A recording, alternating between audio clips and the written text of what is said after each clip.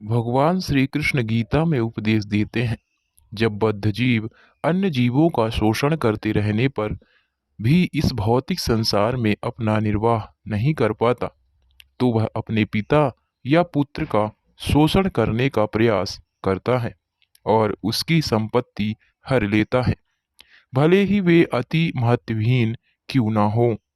यदि वह पिता, पुत्र या किसी अन्य संबंधी की संपत्ति प्राप्त नहीं कर पाता, तो वह उन्हें सभी प्रकार के कष्ट देने के लिए तत्पर हो उठता है। एक बार हमने सचमुच एक दुखी मनुष्य को अपने निर्वाह हेतु अपनी पुत्री के आभूषण चुराते हुए देखा है। एक अंग्रेजी कहावत है, स्वार्थ अंधा होता है। जब बद्ध जीव को किसी वस्तु की आवश्यकता होती है, तो वह अपने संबंधियों के साथ अपने रिश्ते को भी भूल जाता है और अपने पिता अथवा पुत्र तक का शोषण करता है। श्रीमद् भागवतम में से हमें यह भी जानकारी प्राप्त होती है कि इस कलयुग में ऐसा समय जल्दी आ रहा है जब एक संबंधी अपने दूसरे संबंधी को एक कौड़ी के लिए मार डालेगा।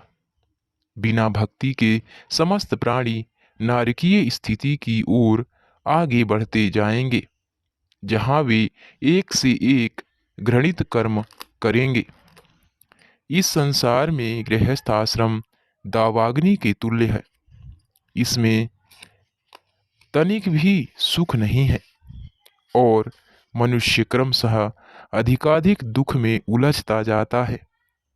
पारिवारिक जीवन में चिंतन सुख के लिए कुछ भी अनुकूल नहीं रहता।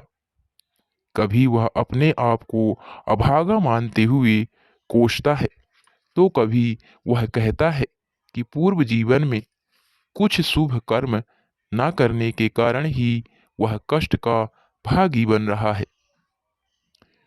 यह भौतिक जगत सही अर्थ में दावानल के सदृश है। जंगल की यह अग्नि किसी की लगाए बिना ही लगती है। इसी प्रकार इस भौतिक संसार में सभी सुखी रहना चाहते हैं, किंतु इससे भौतिक जीवन के कष्टों की वृद्धि ही होती रहती है। जब कभी कोई मनुष्य इस भौतिक जगत की अग्नि में फंस जाता है, तो वह अपने आप को धिक्कारता है, किंतु देहात्म बुद्धि के कारण वह चुंगल से निकल नहीं पाता और इस प्रकार अधिकाधिक कष्ट भोगता है। शासन कर्मी सदैव नरभक्षी राक्षसों के सदृश होते हैं।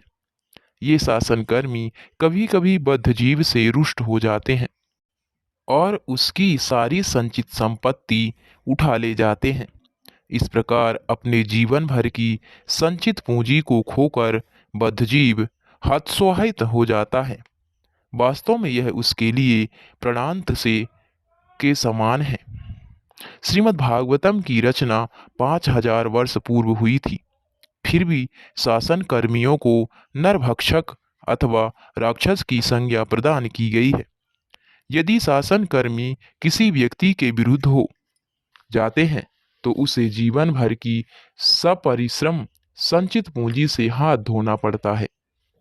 वास्तविकता तो यह है कि कोई भी व्यक्ति आय कर नहीं देना चाहता, यहाँ तक कि शासन कर्मी स्वयं भी इसे देने से कतराते हैं, किंतु प्रतिकूल समय उपस्थित होने पर आयकर बलपूर्वक वसूल कर लिया जाता है और करदाता हाथ मलता रह जाता है। कभी कभी बद्ध जीव यह कल्पना करने लगता है कि उसके पिता या बाबा अपने पुत्र या पौत्र के रूप में इस संसार में पुनः आ गए हैं। इस प्रकार उसे स्वप्न का सा सुख अनुभव होता है और कभी कभी बद्धजीव को ऐसी मानसिक कल्पनाओं में सुख मिलता है।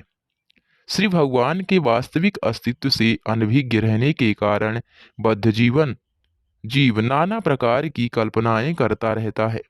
सकाम कर्म के वशीभूत होकर वह अपने संबंधियों, पिता पुत्र तथा पितामह जनों की संगति में उसी प्रकार अनुभव करने लगता है जिस प्रकार बहते जल में तिनके एकत्र हो जाते हैं।